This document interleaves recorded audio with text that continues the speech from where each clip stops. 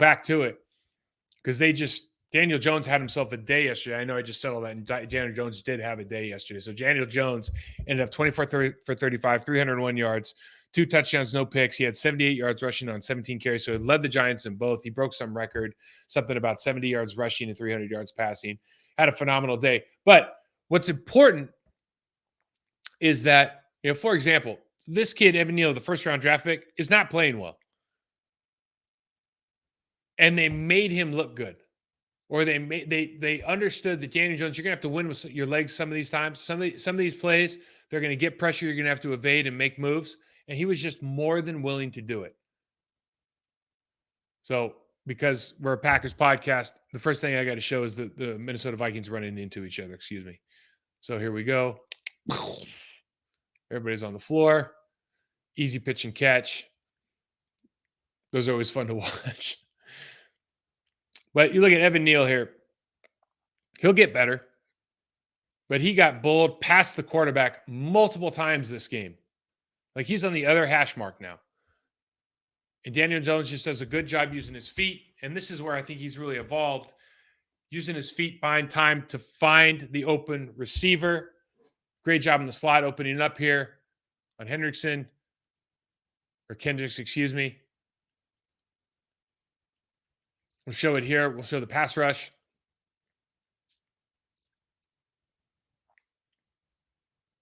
Just gets that inside stab. You see we're catching here on the with our left hand here at the right tackle position. Gets pulled by. It's just a phenomenal job. We know the Minnesota Vikings are great in the secondary. Now, we just showed a ton of plays where this guy's worried about getting cracked. Now, if you're a Minnesota Vikings fan, you're going, okay, let's just look at this. We're tighter to the field. We're on the right hash, so we're tighter to the field. We're in a crack position. Should we be aware here? Should we have one guy outside leverage on this entire thing? It's likely a problem. It's a thing they'll look back at and go, okay, we should probably leverage this a little bit better. It's not like you're going to run the toss out here on the right side. It doesn't make a lot of sense, just given the numbers and given the position on the field. Great job here by the bumbling center coming around. So we do the fake jet sweep, pitch to Saquon Barkley. C76 rumbling over, get there. Bang, finally makes the one little block to let a talent like Saquon Barkley, again, focal point for the offense. Saquon Barkley has 53 yards on 9 carries, 2 touchdowns, okay? They run for 142. But because you have a Saquon Barkley, it changes the outlook of your team. What are you worried about? What's the game plan? Okay, yeah. Are we worried about Daniel Jones? Maybe after yesterday, yes. What is every team going in saying? We got to stop Saquon Barkley, right? Stop Saquon Barkley, stop the play action pass, right? Off of the Saquon Barkley runs. Got trips up top. One thing they do with Saquon Barkley is that when you release him through the line of scrimmage, so a lot of like linebackers, if you flare him out to the right or to the left, it's kind of easy to see, easy to read, easy to pick up. You bring him right down the pipe between the guard and the center, and now you've got a bunch of mess with this linebacker. To his right, he's got bodies, and now he's got to go try to pick up Saquon. They try to pass this thing off to Kendricks. Doesn't work. We'll see it here. So this is Hicks. Tries to pass it, but Kendricks has no idea, man. He's just trying to press that inside slot receiver. He's late to it. Genius. It's just all about communication pre-snap and not having to do it post-snap, right? If you have to do it post-snap, you're usually going to put yourself in a bad position. Same thing here. Saquon's exiting through the B gap, and now you've got bodies flying at you. This really just turns into like a clamped-in bunch look, and they could have thrown anywhere they wanted. Here, you see Saquon's wide open. You see the guy going across the field. The receiver's open as well. You look at this from the end zone copy, though.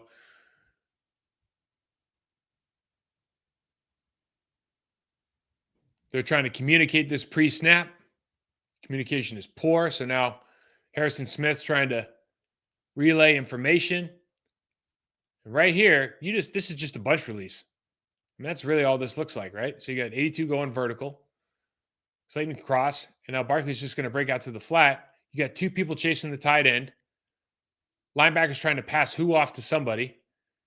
And this is a who's on first moment. He could have thrown to Saquon. Saquon's probably still running, right? And this is all about pre-snap communication, on the same page. You're at home. Giants just do a great job putting them in a situation where they're going to have to make decisions. And I think a lot of football right now is understanding that the more you do, the faster you do things before the snap count, like the faster pre-snap motion, like the Niners use, the more situations you use, like the closer you come to the ball and the more you use bunch, the easier it is to separate because you have more field to run away from the defenders, right? And so what you're doing a lot is putting people in situations where they have to communicate, make fast decisions, and then you're always like 9 times out of 10, maybe 19 times out of 20, the quarterback can be right because there's so much room to run. So in either one of these situations, even if they all figure this out, they're still going to be out leveraged on 2 shallow cross. Essentially, what ends up being a shallow cross and a flat route. So big yardage here.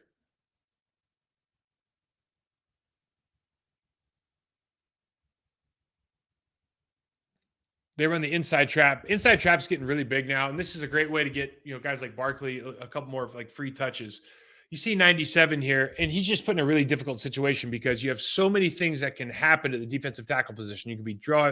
This could be a double team. This could be a single drive block. This could be a backside B. This could be a cut block on the backside by Andrew Thomas. You see the motion.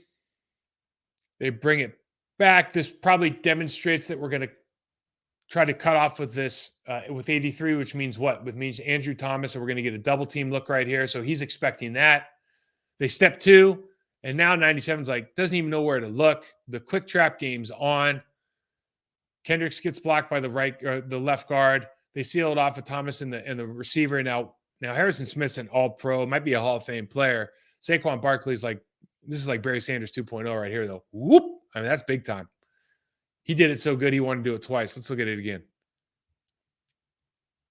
I mean, I think when kids go to sleep at night, they wish they could do this. Good Lord. Special. Now, Giants defense. I think, for me, Giants defense had 2 objectives in this game. They know that Kirk Cousins does not take a lot of sacks. But they also know, like we talked about before, that he can get rattled. They know that he doesn't have a great sense of pocket awareness. And we know that if you take away his first option, which is usually Justin Jefferson, and you present him with some issues, he has a hard time getting right. And he can do some Kirk Cousins things, which, ultimately he ends up on, I think, on the 4th and 8, he throws the 3-yard pass, right? Now, he didn't have a bad game. Hawkinson actually had a really good game, which is like the same blueprint for the Packers, which was take away Jefferson. They largely did. Jefferson had 7 catches for 47 yards. Hawkinson had 10 for 129. Thielen had 3 for 50. So they got their yards, but they probably didn't get them in the manner that they wanted.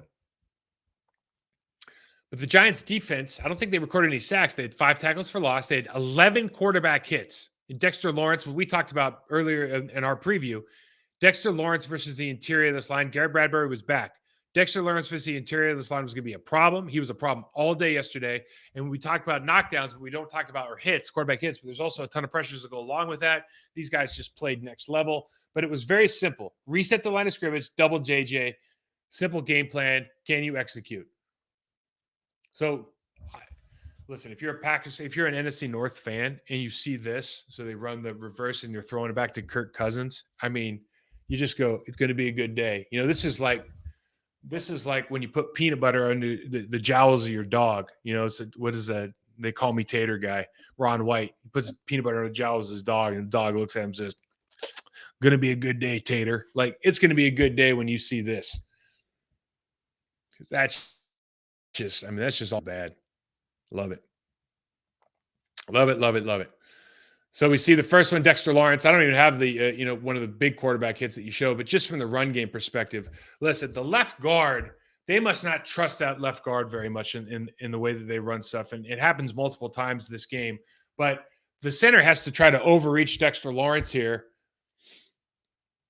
and just doesn't have that inside window.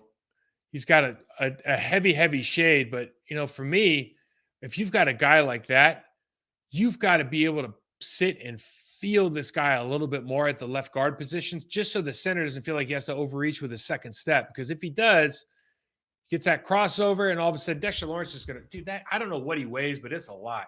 And he's going to press you into that hole. You're coming off an injury, tough sledding, bad luck.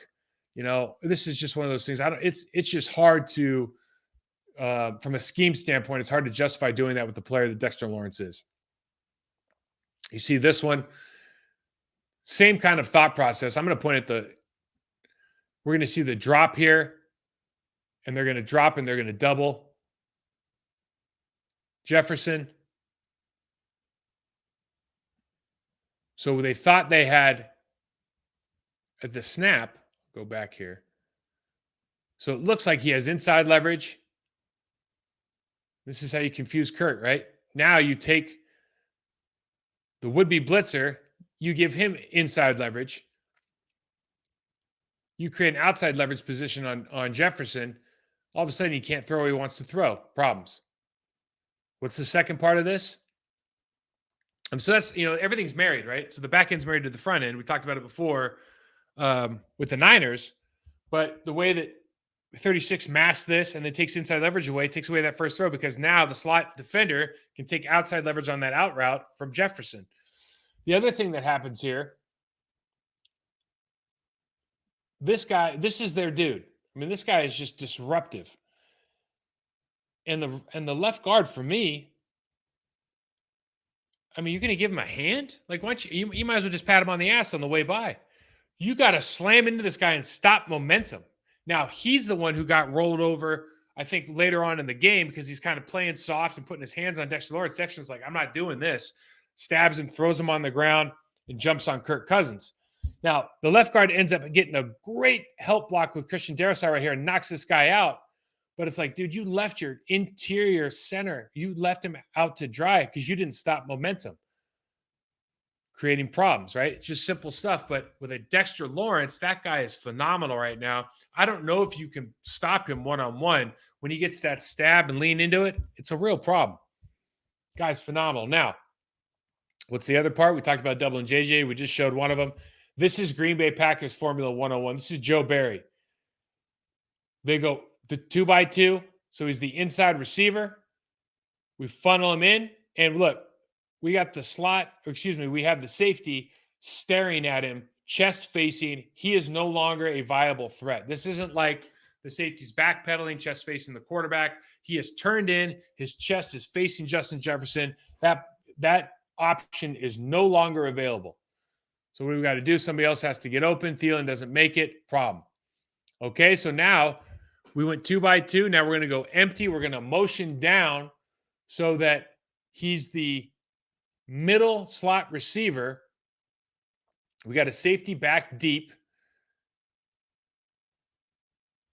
And they don't care. Usually what happens, you trap the middle, you trap the inside slot receiver on, looks like this. Nope. We are double teaming Justin Jefferson. He is not going to get open. This is a great play design, actually, by Kevin O'Connell. They're bringing KJ Osborne all the way across. So they're going to go up top. They're going to go deep. And then they're going to bring Justin. This is basically two kind of deep crossers. You got the flat route here on the 50. You got the go route. You got KJ Osborne taking, like, if it's like a left flood route. But really what they're trying to do is get Justin Jefferson all by himself over here. They bring you look on the bottom of the screen on the 48-yard line. You see that the defender's looking at the wheel route by the running back. They're trying to get him open, but they're double teaming. So they got to throw it to KJ.